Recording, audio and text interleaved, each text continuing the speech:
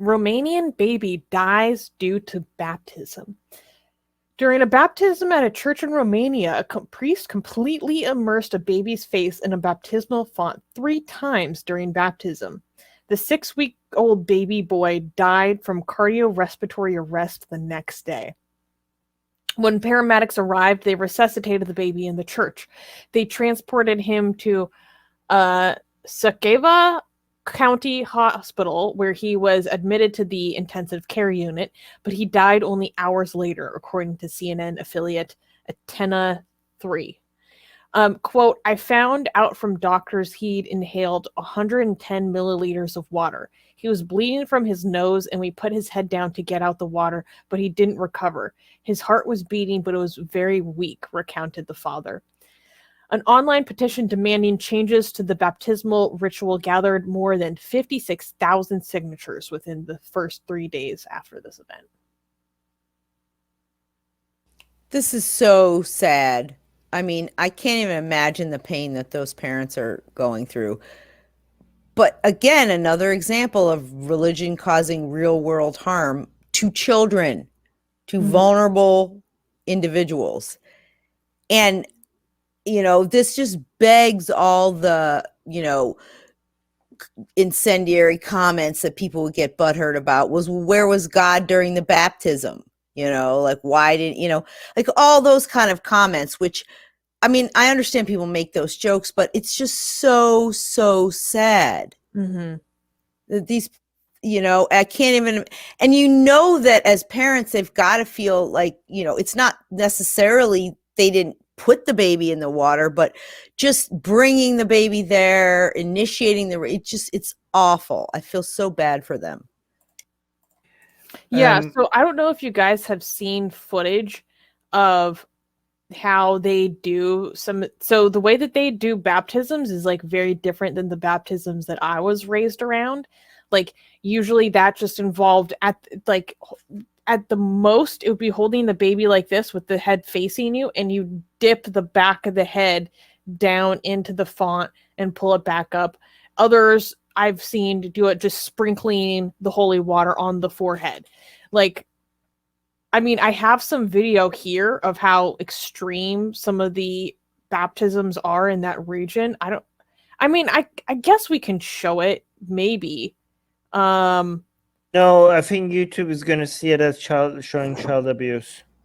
Probably not, because it's religious. But I'd like you to, if we could, go back to Darwinian Atheist Comment, because he made a comment. It says baptisms and circumcisions need to be fought against and taken more seriously. Yes, absolutely agreed. Children die from these things. This is not a harmless thing that happens. It has actual physical harm. Sorry if you already mentioned this. I'm doing so many things at the same time. Do you mention how many babies have died from this? I don't know if there's like a total count. This was just one baby that died in Romania. But if you guys want to see what this practice looks like, because this seems to be this form of baptism where the whole face is submerged seems to be more spread throughout kind of Eastern Europe. Google like Georgia Orthodox baptism. And you'll see a pretty it's really bad extreme baptisms in the country of Georgia. So different country, but based on the descriptions I've read of this news, it seems to be basically the same practice where they just upside down like dunk the whole body in. Or I've seen footage where they actually put the face down in the water. Just to be clear, the church says that this is, well, they dispute the event naturally. They say that if this is how it was done, then that's not proper procedure. This isn't how it's supposed to be done. This person wasn't doing it right. You know, so that's their side of the story. I want to say one thing though, that I'm at least happy to see some accountability, whether it's followed through or not, but they say that police have launched an investigation to a potential manslaughter charge. Oh, nice. Thank you. these people, but no one's been charged yet. But at least that's out there, that people are saying, look, whether you intended to do it or not, the child died from, actions that you took. It's criminal manslaughter. Mm-hmm. I want to follow up on my question, because some people might say, so devil's advocate accuses us of making a big deal out of just one incident that doesn't say much about the practice as a whole. Like they say, like, yeah, this is a very tragic event and it should be investigated and people should be punished or whatever, but you are using this tragedy as a way to attack a practice that as a whole is pretty safe, especially if it's done the way that the church says it's supposed to be done. And you don't have the numbers to suggest like this is just one incident.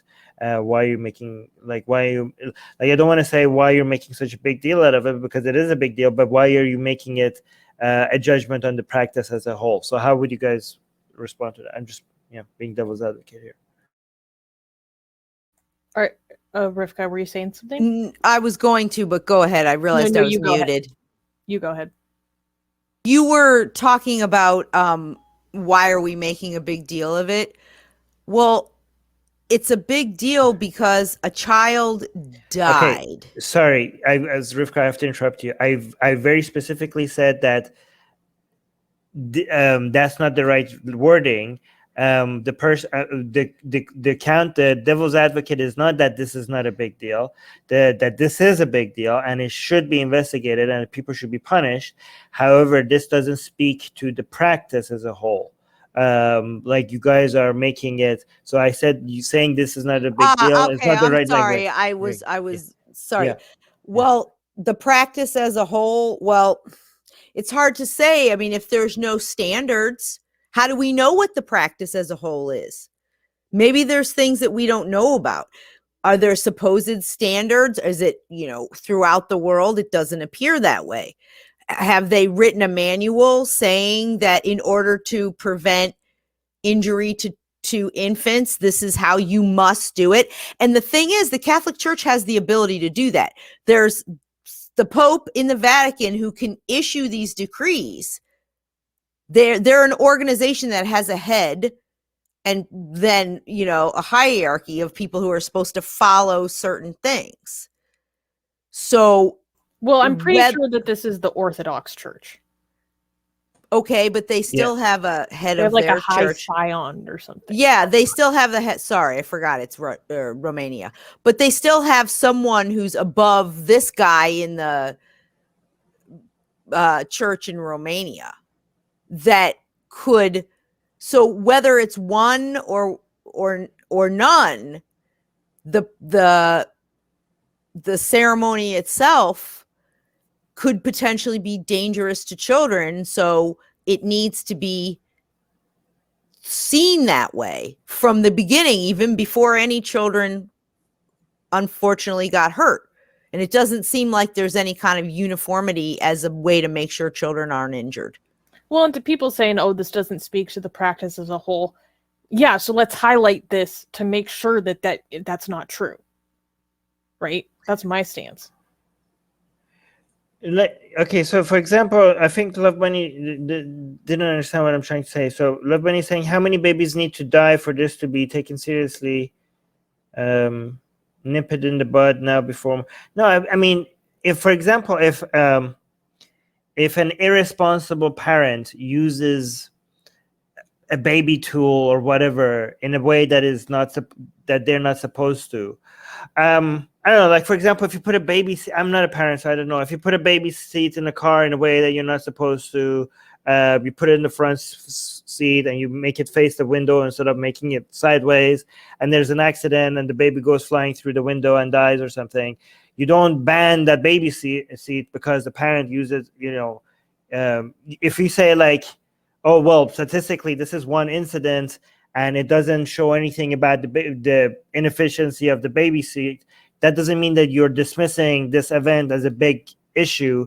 You're saying that the baby seat as a whole is not a problem. So somebody could say like, maybe it was just this one priest, maybe he did it wrong.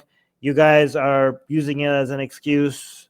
I'm not suggesting that this is not a big deal, but again, right, I get what you're saying, but to go with your baby seat analogy, that actually is something that does happen when people use products continually wrong, or it's not clear, or the instructions, people change those products as a result of continually. Like this is again, this is one incident.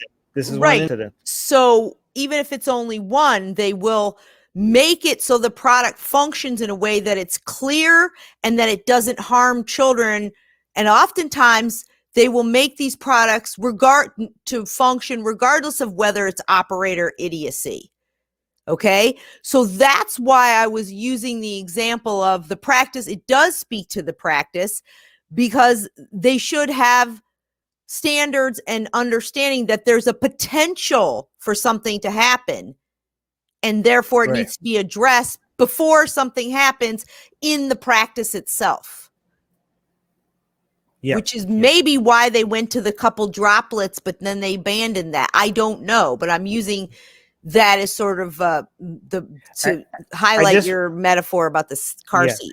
Yeah, I just want to make sure, like, we're not so our audience learns not to be so trigger happy when it comes to accusing religion or religious practices just because we're atheist activists. Like, we don't, like, things need to be investigated. That doesn't mean just because it works in our agenda to be like, oh, this religious practice is harmful. Just jumping on that bandwagon. You should just be a little bit. I'm just trying to suggest holding back a little bit and being skeptical. No, I actually appreciate that because it incites better discussion, and it also sort of breaks down what it is we're talking about and allows us to explain what it is we mean or to find the flaws in our own reasoning. All right, cool. All right. Sorry, I didn't mean to put anybody on the spot in the live chat. Ghost Bunny, I hope you're not upset with me. And also subscribe to our newsletter, because if we get removed from all these platforms, at least we could reach out to you. And guys, by the way, if you subscribe to our newsletter, you get a free copy of Where's your copy, Susanna? Get it. We're doing promotion. You get a free, it's not even promotion, it's free. Okay, so if you subscribe to our newsletter, link in the description, you get a free copy of Why There's No God. Come on, like, I'm handing it out for free. Okay, it's a bestseller on Amazon, and you get it for free. So subscribe to our newsletter, and you get a free copy of Why There's No God sent to you. Link in the description.